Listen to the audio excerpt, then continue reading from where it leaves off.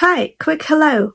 This is another original story from Talesphere, and in this one, the audacity is kind of unreal. Alright, let's get into it. My husband said about our 7-year-old. I'm so tired of her. I wish we didn't have kids. His mother added, just be nice for a few more weeks. My daughter overheard it and went pale. I stayed quiet and did this. 10 days later, police were involved. If you've never tried to get a 7-year-old through an airport while carrying a medication bag that looks like a travel-sized ICU, congratulations. Your life is probably full of hobbies and peace. My daughter, Katie, has asthma and allergic rhinitis, which is a fancy way of saying her lungs and her nose have personal grudges against the entire Pacific Northwest. Not dramatic, not tragic, just constant. Asthma is a routine. Allergies are a routine. Together, they're a routine that comes with props. Rescue inhaler, controller inhaler, spacer with a mask, saline spray, nasal steroid, antihistamines. A laminated asthma action plan the school nurse treats like sacred scripture. When you parent a kid like Katie, you don't pack. You inventory. That morning, I was doing my usual checklist while trying not to be late for our flight out of Seattle. We had an appointment at a pediatric allergy pulmonology center in another city. Not an emergency, not a heart-stopping rush to the hospital thing. Just a big, annoying, important specialist visit where you answer the same 50 questions and then leave with a new stack of forms. The kind of appointment you wait months for. Katie sat at the kitchen table swinging her legs, eating cereal like she wasn't the reason my calendar looked like a medical conference schedule. Mom, she said, nasal voice thick with allergies. Do I have to do the spray again? Yes, I said, in my calm mom tone, even though my calm mom tone has been held together with caffeine and sheer willpower since 2018. 2 sprays, 1 in each nostril. She frowned like I was offering her broccoli dipped in sadness. I handed her the nasal spray, then glanced at the time. We were okay. We were okay. We were... Andrew walked into the kitchen, freshly showered, clean-shirted, looking like a man who had no idea what was in our medication pouch, or what it cost, or why the school nurse had my number saved under Asthma Mom. He kissed the top of Katie's head. Then he looked at me and said, You sure you need to fly out for this? Seems like a lot. I didn't bite. I didn't even blink. It's the specialist, I said. And we need updated documentation for school, and her meds have been inconsistent. Andrew made a face like I'd said, we need to pay taxes. Okay, he said, too quickly. Whatever you think. My husband used to say that like it was supportive. Lately, it sounded like someone agreeing to a movie they didn't want to watch. I zipped Katie's backpack. I grabbed the snack bag. I grabbed my laptop. Because I own a small chain of coffee shops, and the universe does not care if you're flying for your kids' lungs. There are still invoices. There is still payroll. Oat milk does not order itself. Then I grabbed the medication pouch and set it right next to my purse. Right there. Right in front of me. Which is important. Because apparently my brain has a feature where, if I'm stressed, it will temporarily uninstall common sense. We got a rideshare to SeaTac. Katie chatted about cartoons. I answered 2 work calls. I remembered to breathe. We got into the terminal. We had boarding passes. We even had time to hit the bathroom. And then, as we sat near our gate, I opened my tote bag to do my usual, I'm a responsible parent check. Snacks? Yes.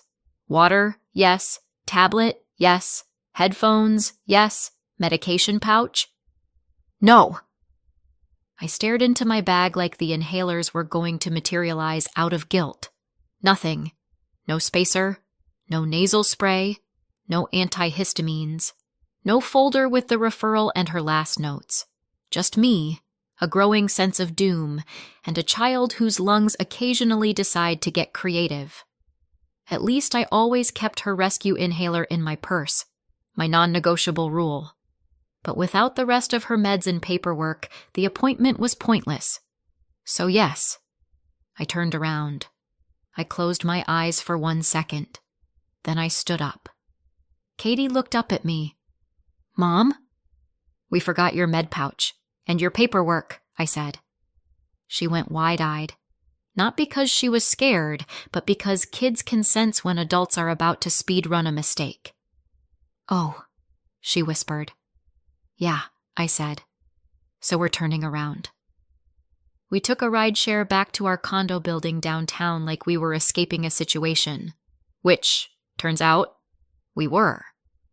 The elevator ride to the 7th floor felt like it took 1,000 years. Katie leaned against me. I could feel her little heartbeat through her jacket. "Are you mad?" she asked quietly. "I'm not mad at you," I said. "I'm mad at my own brain. Different." She nodded like that made sense, because kids accept your chaos as long as you label it. When we got to our floor, the hallway was too quiet. I slid my key into the lock and turned it slowly. I wasn't trying to sneak. I just didn't want to startle anyone, because Andrew should have been at work. But when the door opened a crack, I heard voices. 2 voices. Andrew's and Carol's. Carol is Andrew's mother. She's the kind of woman who says, "I'm just being honest," right after she's been cruel. The kind of woman who considers boundaries a personal insult. I paused, hand still on the door, and listened without meaning to. Katie stood beside me, clutching her backpack strap. Inside, Carol said, "Just be nice for a few more weeks. That's all you have to do." Andrew sighed. "I am being nice." Carol made a small disbelieving sound. "You're sulking." Andrew's voice sharpened. "I'm not sulking. I'm tired." Carol. "Good. Stay tired. It means you'll actually do something." There was a clink, like a mug being set down. Andrew said lower, "I'm so tired of her. I wish we didn't have kids." Time stopped. Katie's body went stiff beside me. My stomach dropped so hard I swear it hit the lobby. Carol didn't gasp. Carol didn't say, "That's horrible." Carol said, "Well, we can't change that now, so we change everything else." Andrew muttered, "I didn't sign up for this. The inhalers, the school nurse calling, the rules, the—" He exhaled. "The whole house smells like medicine half the time." Carol, "Stop whining. Focus. The HELOC is approved." My blood turned to ice. Andrew, "And the closing? Are you sure it's scheduled?" Carol, "Yes. Title company on Maple Street. Next week. You'll go in with the power of attorney and sign what needs signing." Andrew, "What if they call Emily?" Carol, "They won't if you do it correctly. And she's distracted anyway. She's always distracted. She's living in a cloud of tissues and prescriptions." Andrew, "I don't want her to find out." Carol laughed. "Oh, Andrew, she'll find out eventually. That's why we do it fast. Get the money out, then you can feel terrible, and she can cry into her artisanal coffee." Andrew snapped, "It's not funny." Carol's voice went syrupy. "It's survival. You deserve a life. A normal life. Not this asthma schedule." Andrew said, and this is the line that burned itself into my brain, "I'm done. I don't want to deal with her. I don't want to deal with any of it." Katie made a tiny noise, like a swallowed sob. I didn't burst in. I didn't slam the door open. I didn't scream. Because my daughter was right there, and because stress is not great for asthma. Like, at all.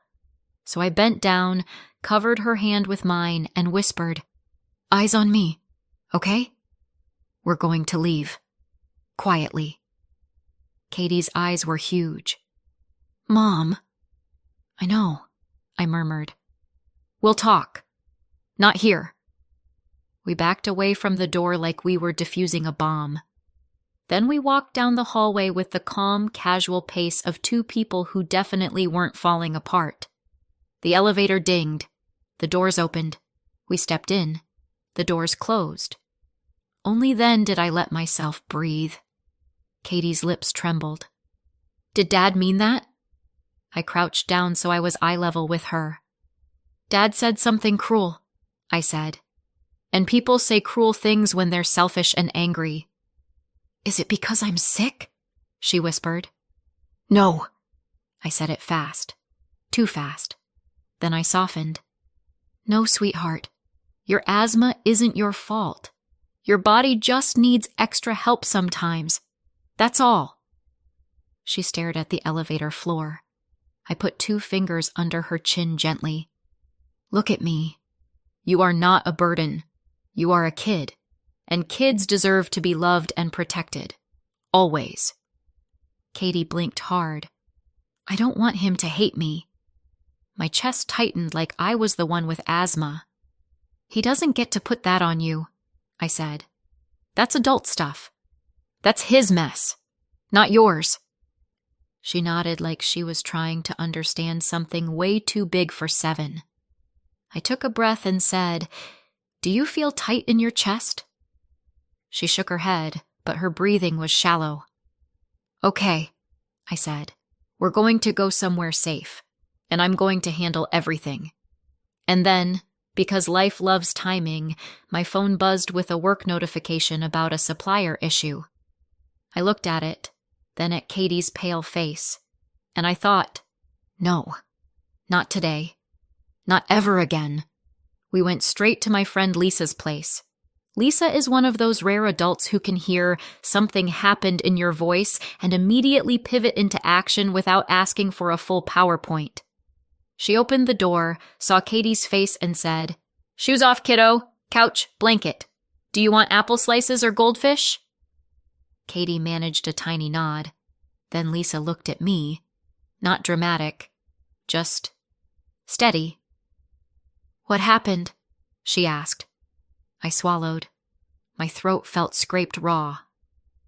I need you to watch Katie for a while, I said. And I need you not to panic. Lisa's eyebrows rose. Okay, those are 2 things I can do. Try me. I took a breath. Andrew and Carol are planning something financial. With my condo, Lisa's face changed immediately. Like, scammy financial? Yes. Like, felony financial? Yes. Lisa exhaled. Okay, she said. That is not great. No, I agreed. It's not great. Katie's little voice floated over from the couch. Mom? I walked over, sat beside her, and smoothed her hair back. Hey, I said softly. She whispered, Are we going to the doctor?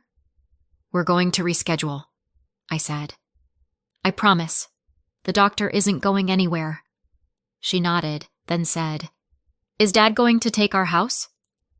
My heart cracked. No, I said firmly. No one is taking our home.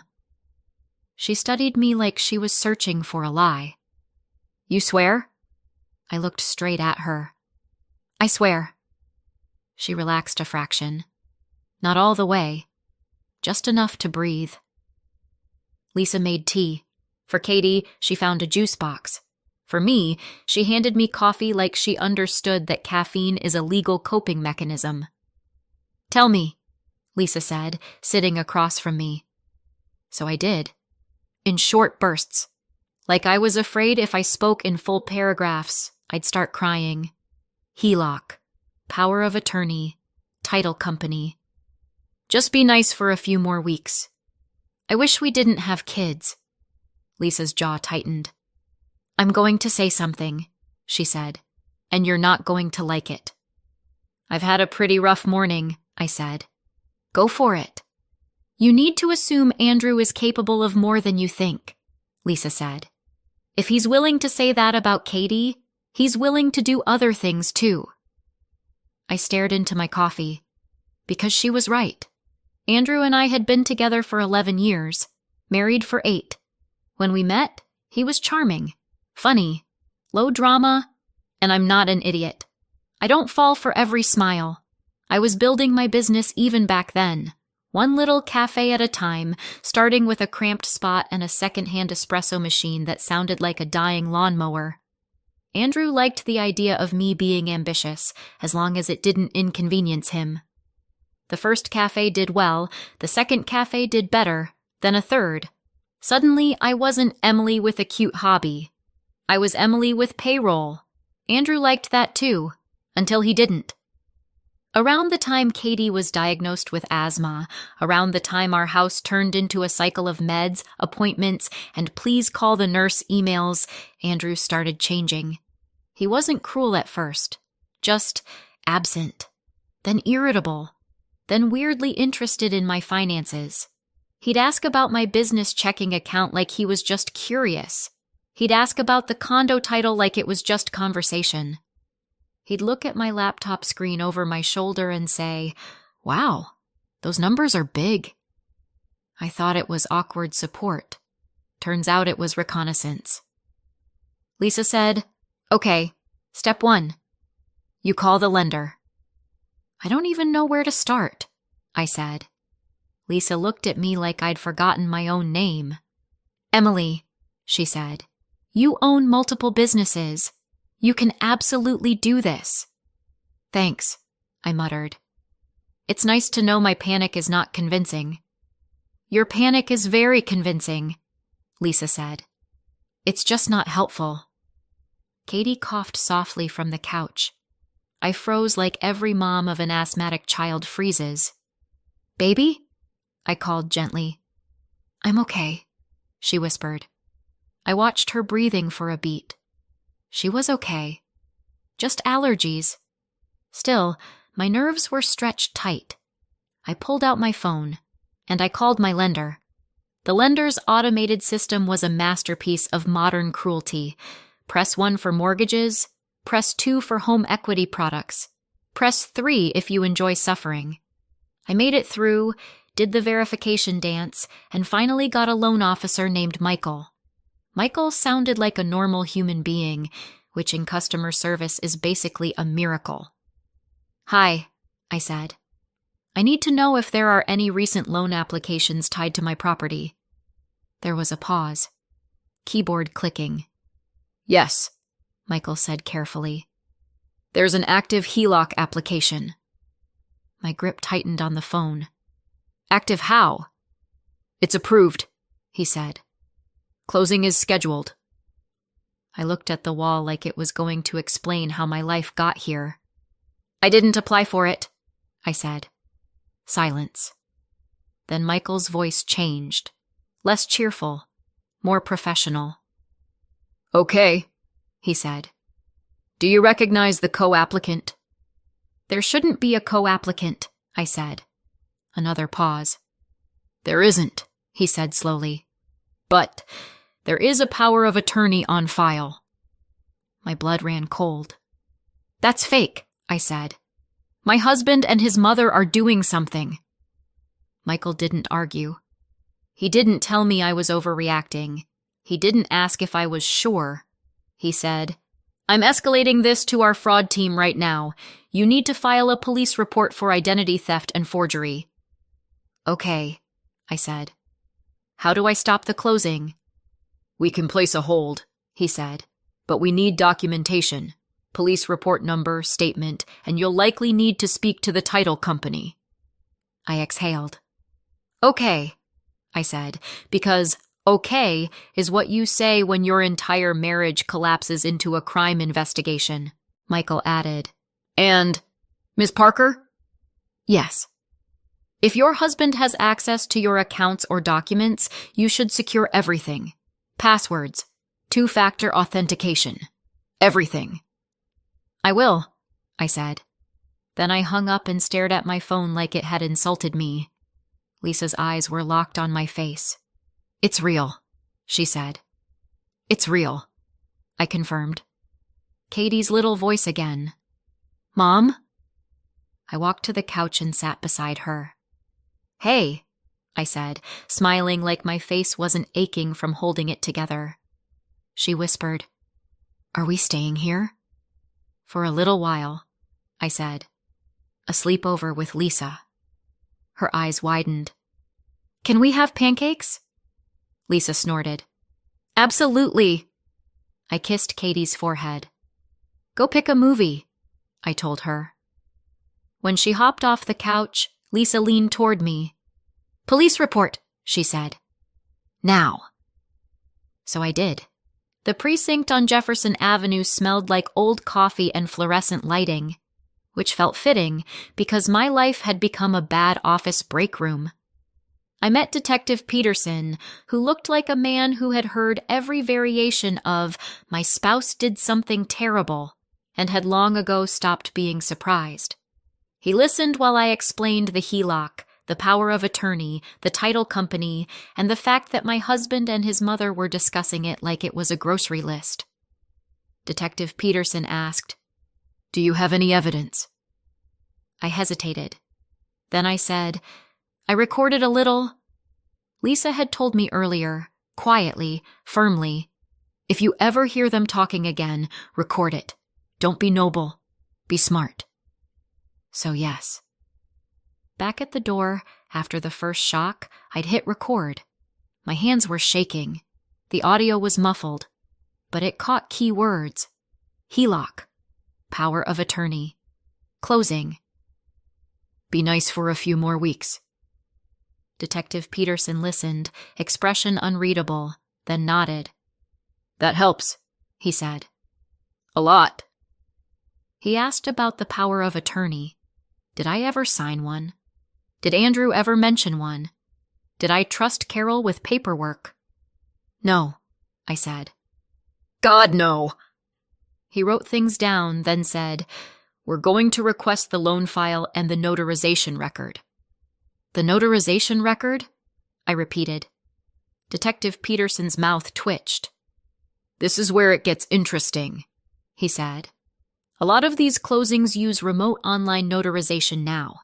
If that's the case, there's a video record." A video record. My stomach flipped. Because if there was video, there was proof. And if there was proof, there was no way Andrew could gaslight his way out. Detective Peterson gave me the case number and said, "Don't confront him. Don't tip them off. Let the fraud team and us do our jobs." Lisa's voice echoed in my head. "Assume he's capable of more than you think." I nodded. "Okay," I said. Then I walked out of the precinct and sat in my car, hands on the steering wheel, breathing slowly. I thought of Katie's face in the hallway, how pale she'd gone, how she'd tried not to cry because she didn't want to make things worse. And I felt something inside me go still, not numb, focused. If Andrew wanted a plan, fine. I could plan too. 2 days later, Michael called me back. "I have an update," he said. "Please tell me it's good," I said. "It's clear," he corrected gently.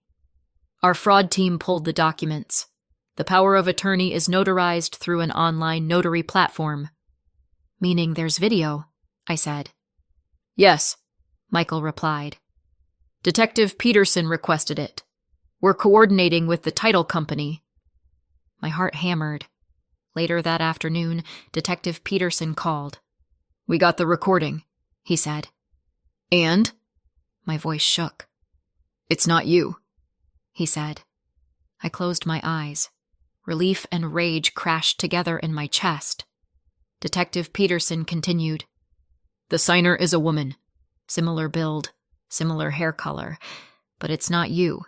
The ID she held up was questionable." "Questionable," I repeated, because I needed him to say it again like it would make it less real. He said, "We also have your husband's involvement in scheduling. The appointment is set for 8 days from now at the title company on Maple Street." 10 days. My brain latched on to the number like it was a lifeline. 10 days meant I could prepare. 10 days meant I could protect Katie. 10 days meant I could make sure Andrew didn't walk away with money and a story about how I was crazy. Detective Peterson asked, "Do you want us to arrest him now? Or do you want us to catch him at closing?" I pictured Andrew's face. Not the face from our wedding photos. The face from the kitchen, heard through the door. Tired. Annoyed. Indifferent. "I want it clean," I said. "Catch him." Detective Peterson paused. "Okay," he said. "Then you're going to have to keep acting normal." I laughed once. It wasn't funny. "Oh," I said. "I can act normal." Because mothers are actresses by default. We smile through fevers and tantrums and sleep deprivation. We host birthdays while running on fumes. We answer emails while cleaning up vomit. Acting normal while my husband plotted against me? Honestly, not even my hardest role. For the next 8 days, I lived 2 lives. In one life, I was a business owner, a mom, and a normal wife. In the other life, I was quietly locking down everything Andrew could touch. Step 1. Katie. I called her school and updated the pickup list. Only me and Lisa. No Andrew. No family friend. No Carol. The school secretary didn't ask questions because this is America and every school has seen at least one divorce situation that made them regret choosing education as a career. I met with the school nurse and handed her an updated asthma action plan.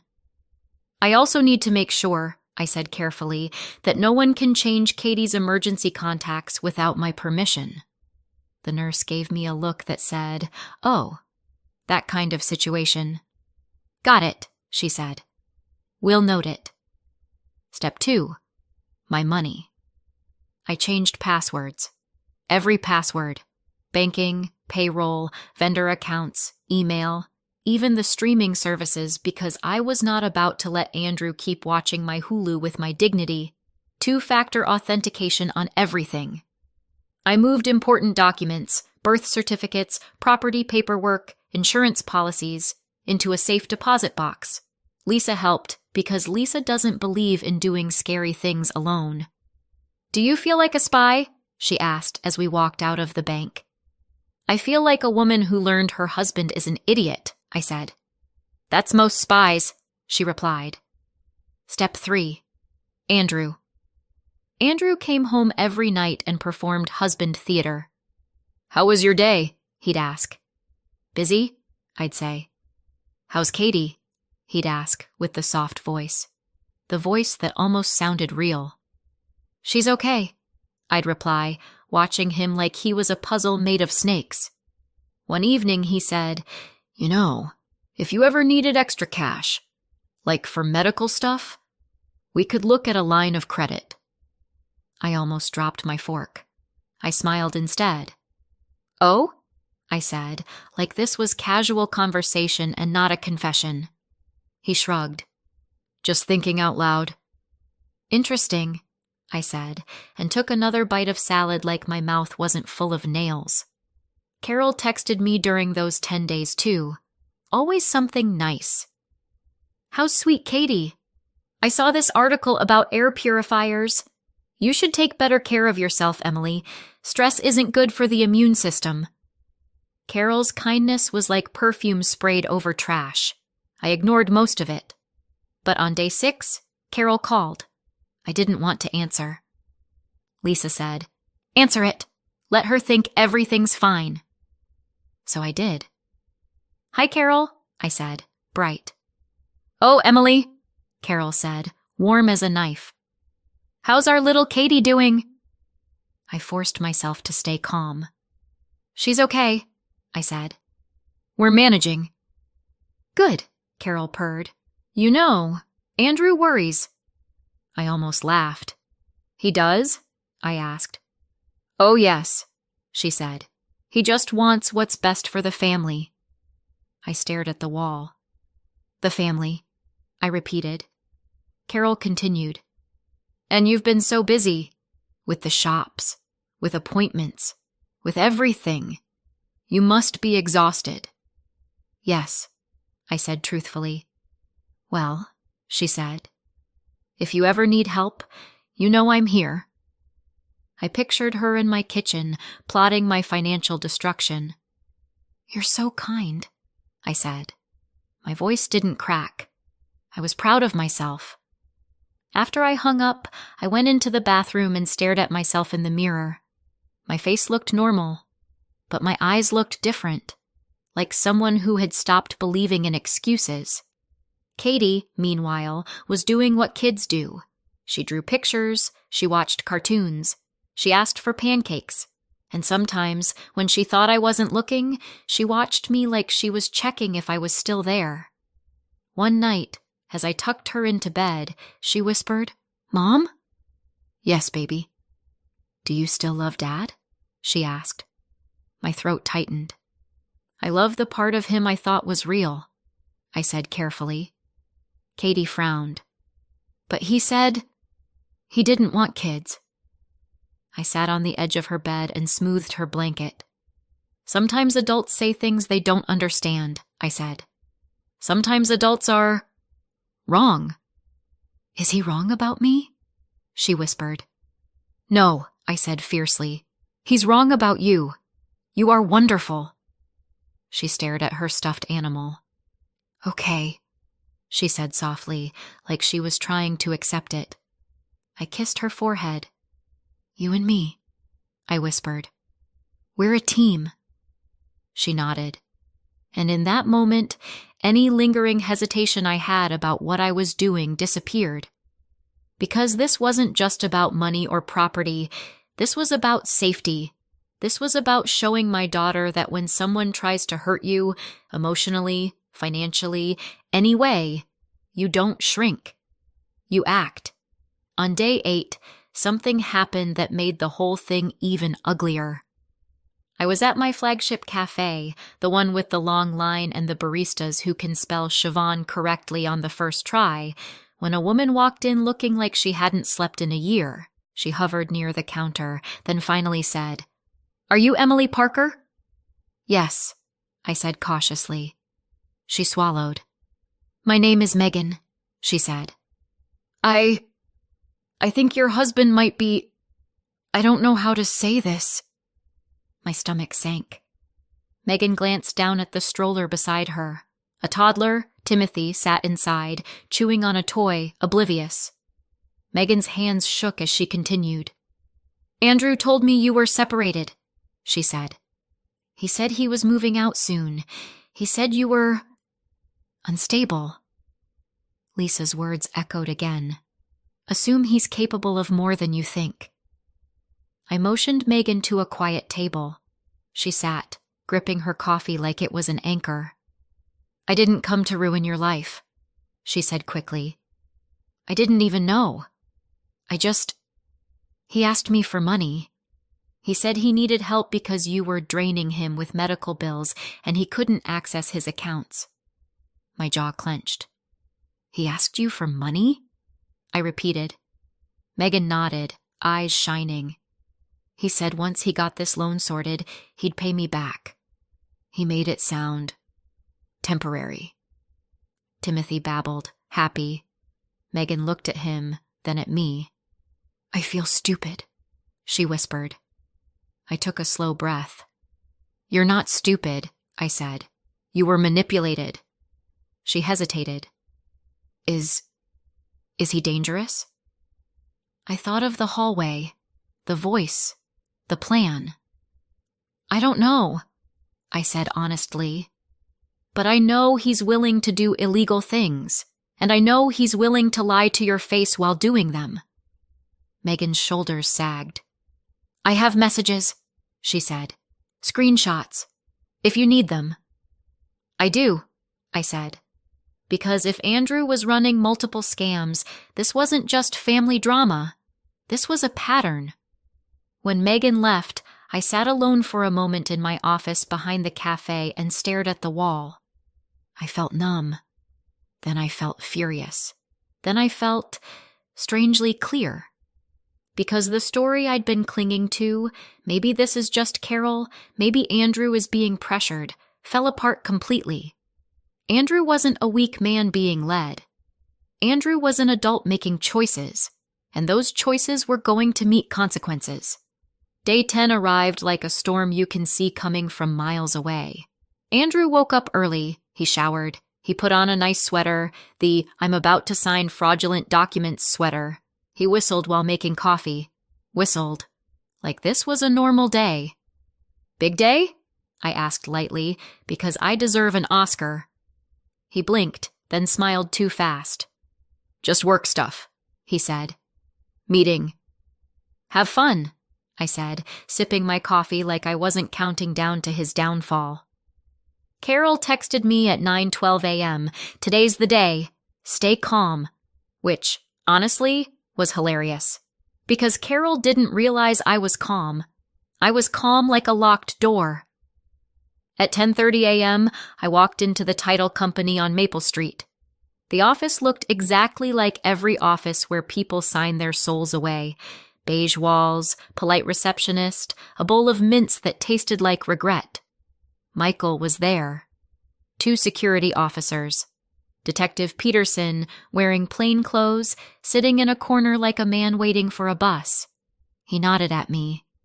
"You okay?" he asked quietly. I nodded. "I've had worse mornings," I said. "From what I've seen," he said. "I believe you." We sat in a small conference room. My hands were folded in my lap. I forced myself not to fidget. This part was the hardest. Not the confrontation, not the paperwork, the waiting. Because waiting gives your brain time to replay every moment and try to convince you you're overreacting. Then the door opened. Andrew walked in first. Carol followed right behind him, chin up, handbag clutched like she was arriving at a gala. Andrew froze when he saw me. For half a second, his face went blank. Then it rearranged itself into confusion. "Emily," he said, like I was the one who'd done something shocking. Carol's eyes narrowed. "What is this?" she snapped. Michael stood calmly. "Mr. Parker," he said, "we need to discuss irregularities in your HELOC file." Andrew's throat bobbed. "Irregularities?"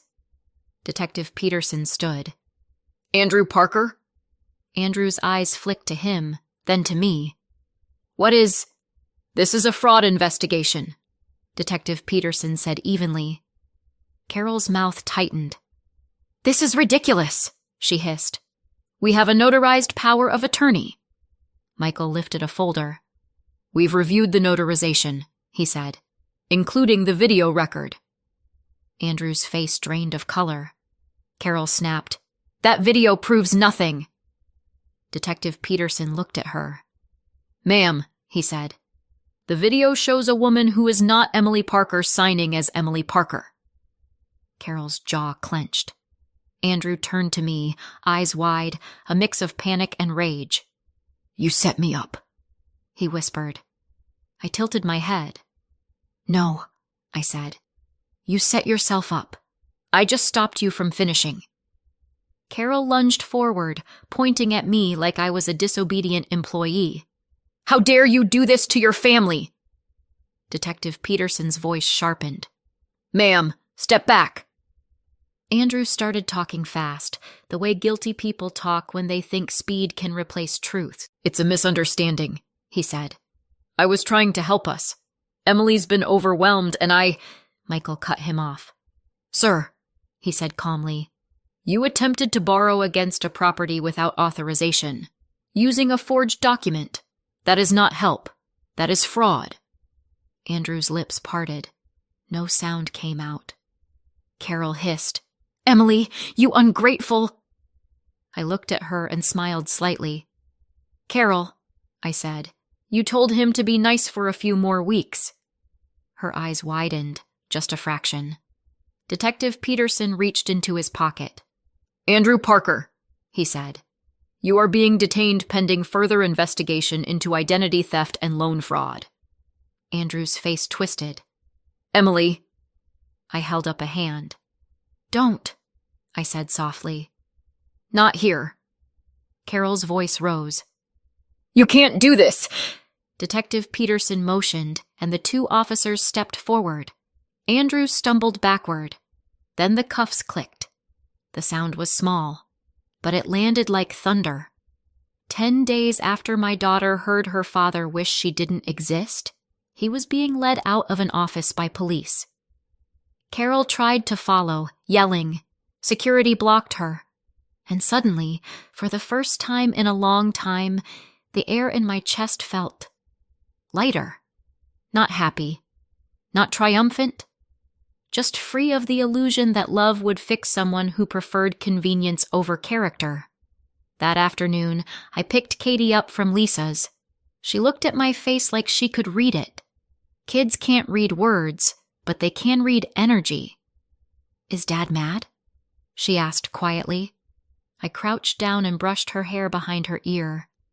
"Dad made choices," I said, "and now grown-ups are handling it." "Is he coming home?" she asked. I took a breath. "Not right now." Her eyes filled. "Did I do something?" "No," I said, firm but gentle. "You didn't do anything. You are not too much. You are not a problem. You are a kid who deserves to feel safe." She nodded, then buried her face into my shoulder. Lisa stepped aside, giving us space, but her eyes were soft. "You're doing good," she murmured. I hugged Katie until her breathing slowed, until her little shoulders relaxed, until I could hear the normal rhythm of her breath and not the fear behind it. The next weeks were paperwork, locks changed, accounts secured, temporary custody filed. Detective Peterson called a few times with updates, using words like investigation and evidence and prosecutor's office in a tone that made it clear this wasn't going away quietly. Andrew hired a lawyer, Attorney Morgan, who left me a voicemail about amicable resolution. I listened once, then deleted it, because there is nothing amicable about forging documents and emotionally gutting a 7-year-old. Megan sent me screenshots of Andrew's messages. Detective Peterson took them. It added weight to the case. Carol tried calling, she tried texting, she tried showing up at my cafe like she had a right to the space. She didn't. I told my staff, if Carol Parker walks in, call me, and if she causes a scene, call security. One barista asked, wide-eyed, "Is she, banned?" "She's emotionally banned," I said. "Legally, we're working on it." Katie asked about her grandma one night. I didn't lie. "Grandma Carol made some bad choices," I said. Katie frowned. "Why?" I tucked her blanket around her. "Some people want control more than they want peace," I said. "And sometimes they confuse those things." Katie thought about that, then said, "I want pancakes." I laughed once. "Me too, baby." Because here's the truth. Parenting teaches you how to live through chaos. You don't get the luxury of falling apart for a week. You get 5 minutes in the bathroom maybe, and then you make dinner. You make the appointment. And yes, we rescheduled the specialist visit. A few weeks later, Katie and I flew out again. This time, I triple-checked the medication pouch like it was my passport to sanity. At the clinic, the doctor was kind and blunt. We updated Katie's action plan, adjusted her controller medication, talked triggers, talked school accommodations, talked about how anxiety can mimic asthma symptoms and how to handle that gently. Katie got a sticker that said, "Brave Patient." She held it up proudly. "Mom," she said, "I did it." "You did," I said, and I meant it in every possible way. On the way out, she asked, "Can we get ice cream?" I looked at her little face, still soft, still hopeful, still mine to protect. "Yes," I said. "We can get ice cream." And as we walked into the bright afternoon air, I realized something simple. Asthma is a routine. Paperwork is a routine.